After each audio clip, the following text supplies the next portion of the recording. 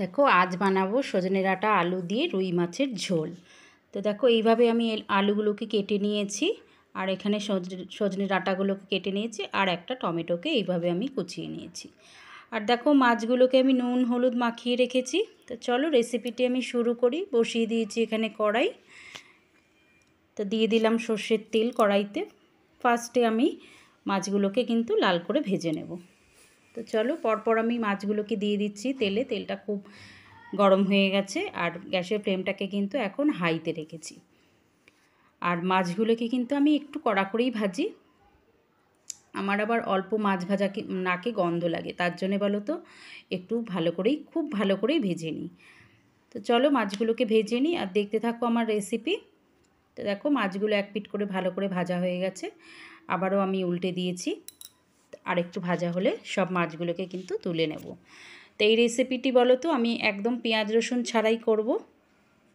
আর গরমের জন্য খুবই তৃপ্তিকর এই মাছের ঝোলটা। তোমরা বলো তো ছোটো বাচ্চাদেরও কিন্তু এই মাছের ঝোলটা খাওয়াতেই পারো।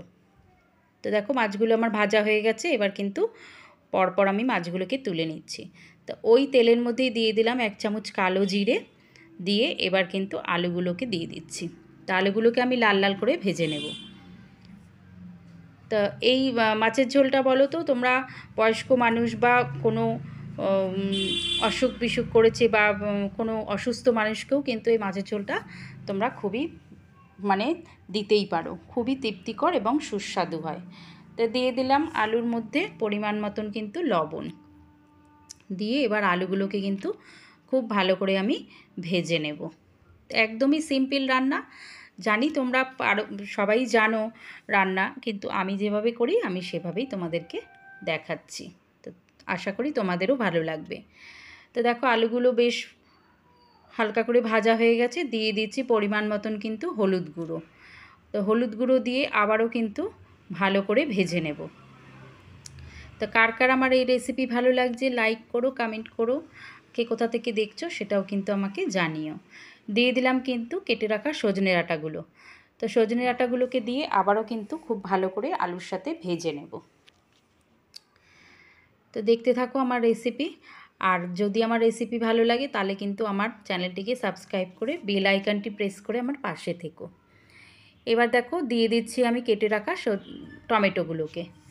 তো সমস্ত উপকরণগুলোকে কিন্তু খুব ভালো করে কিন্তু ভেজে নেব। যেহেতু লবণ দেওয়া আছে তার জন্য কিন্তু টমেটোটা তাড়াতাড়ি গলে যাবে।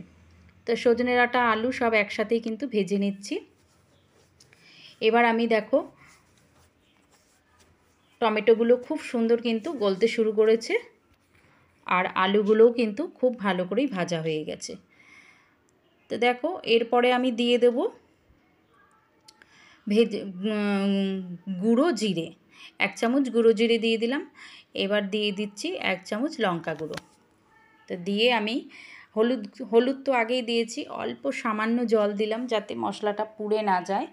আর গ্যাসের ফ্লেমটাকে কিন্তু এখন মিডিয়ামে রেখেছি। দিয়ে এবার কিন্তু মশলাটাকে খুব ভালো করে কিন্তু কষিয়ে নেব। যতক্ষণ না তেল ছাড়ছে ততক্ষণ কিন্তু একটু ভালো করেই কষিয়ে নিতে হবে। আর অল্প জল দিয়েছি যাতে জিরেটা পুড়ে না যায়। তোমরা বলো তো আলাদা বাটির মধ্যে মশলাগুলি জল দিয়ে গুলেও কিন্তু এর মধ্যে দিতে পারো। আজকে আমি সেরকমভাবে করিনি, তবে আমি এখানে প্রথমেই মশলাটা দিয়ে দিয়েছি, একেবারেই দিয়ে দিয়েছি আর কি। তো দেখো মশলা আমার কষানো হয়ে এসেছে প্রায়, আর মশলা থেকে কিন্তু অলরেডি তেল ছাড়তে শুরু করেছে।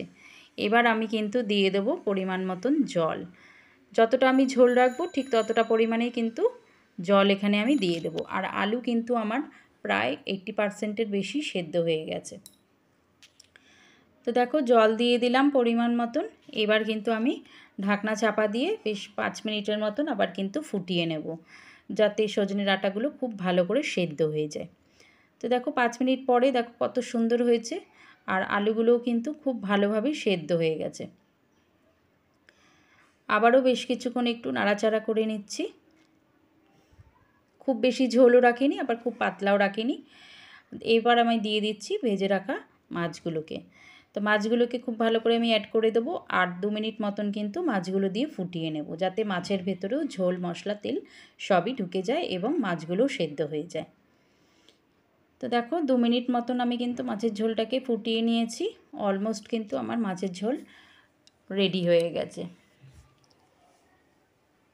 তো তোমাদের কীরকম লাগছে তোমরা কিন্তু অবশ্যই কমেন্ট বক্সে জানিও।